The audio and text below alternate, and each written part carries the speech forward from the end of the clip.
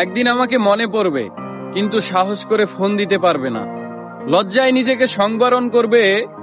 আমাদের এত গল্প আর এত স্মৃতি জমেছে যে তুমি অন্য কারো মাঝে আমার ছায়া দেখবে, কিন্তু সেখানে আর আমাকে পাবা না। একটা আক্ষেপ জন্ম নিবে তোমার ভিতরে। রাত গভীর হলে আমার ফেসবুক ওয়াল ঘুরতে মন চাইবে তোমার।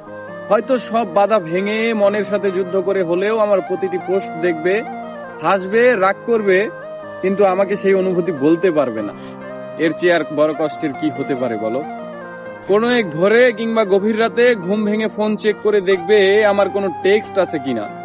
আমাকে না পেয়ে তোমার যেই দীর্ঘশ্বাস জন্মাবে তা তোমার প্রাপ্য ছিল। আমি তো কোনো অন্যায় করিনি।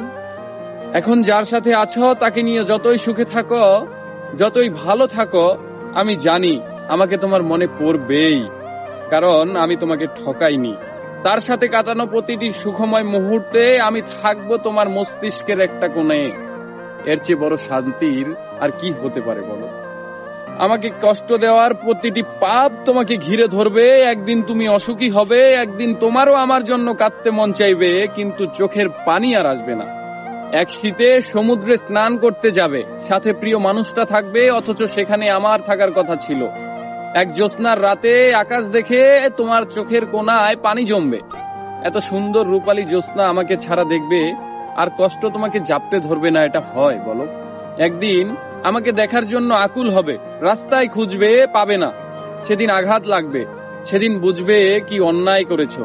একদিন বুঝবে ভালো একটা সম্পর্ক শেষ করে কেউ ভালো থাকে না। একদিন বুঝবে কথা দিয়ে কথা না রাখাটাও একটা অন্যায়।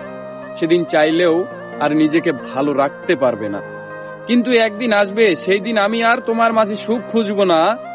আমি না চাইতেও তোমার দেওয়া প্রতিটি অবহেলা একদিন আমার জীবনে অন্য কারো মাধ্যমে সুখ হয়ে ফেরত আসবে।